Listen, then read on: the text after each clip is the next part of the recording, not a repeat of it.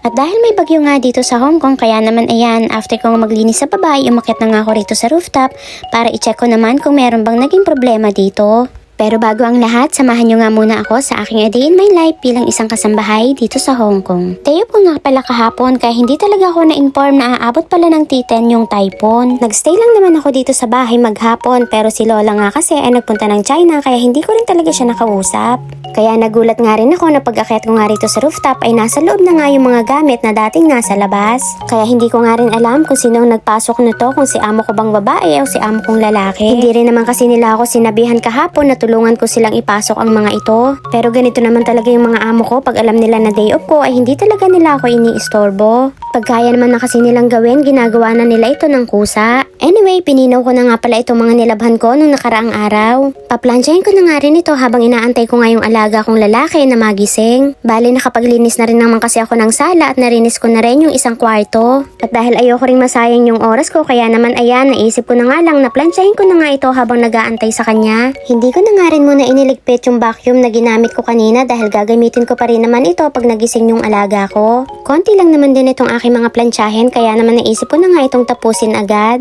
Dahil bukas nga kasi ay hindi ko na naman ito mahaharap at aalis na naman ako para ihatid yung aking mga alaga sa kanilang mga activity. Tapos nakiusap pa nga itong amo ko na plansyahin ko nga yung kanyang mga damit doon sa kabilang bahay dahil yung part-timer nga nila ay hindi nga darating. Tapos busy din ako dahil yung mga alaga ko nga ay maraming activity at kailangan ko nga silang ihatid. Kaya binabudget ko na rin kung anong araw ba ako pwedeng pumunta doon at inaalam ko na rin yung mga schedule ng mga alaga ko para mabigyan ko nga rin ng time ang pamamalansya doon sa kabila. Anyway, typhoon 8 pa nga ng mga oras na yan at hindi pa rin nga ako pwedeng lumabas para bumili naman ng pang lunch namin. Kaya naman pinagluto ko na nga lang si Lola ng egg noodles at ang sa amin ng mga alaga ko naman ay instant noodles na nga lang.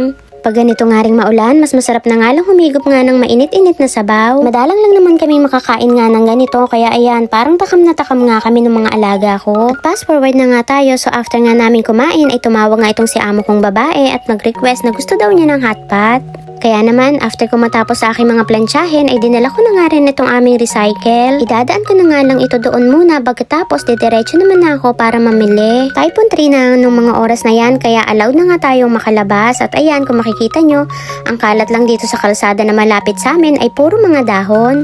Hindi rin nga kasi dito masyadong naaapektuhan pag ganyan may mga malalakas na bagyo dahil napapalibutan nga rin kami ng bundok. Kaya yung malakas na hangin ay nasasangga nga nito. After ko madala nga yung mga recycle, ayan, dumiretso na nga ako dito sa Kaibo. Bumili lang ako dito ng sausage at ng beef. Yung iba nga naming mga kakailanganin ay si amo ko na ng babae ang namimili. At after ko naman doon sa Kaibo ay dumiretso naman na ako dito sa Fusion para naman bumili ng udong at ng orange. Gustong gusto nga kasi ni amo kong lalaki ang udong every time nga na nag-hotpot kami. At fast forward na nga tayo, so ayan, papalapit na nga yung oras ng dinner kaya naman hinugasan ko na nga itong mga gulay. Dalawang klaseng gulay lang naman yung binili ko at bumili lang nga din ako ng corn. Habang naghuhugas nga ako dyan ng mga gulay ay dumating na nga rin yung aking mga amo. Nag-shopping pala sila ng mga damit ng mga alaga ko na dadalhin nga nila sa Japan. May competition kasi yung orchestra ng mga alaga ko kaya pupunta sila sa Japan ngayong darating na Sabado. Kaya sa mga nusunod nga na araw ay naku, wala talaga ako may upload ng mga cooking dahil wala naman ako ipagluluto dito sa bahay. Kaya malamang puro mga linis serye nga yung aking maia-upload niyan. Anyway, nai-ready ko na nga yung table kaya ayan, ready na kami for dinner. At hanggang sa muli mga kainday, thank you for watching!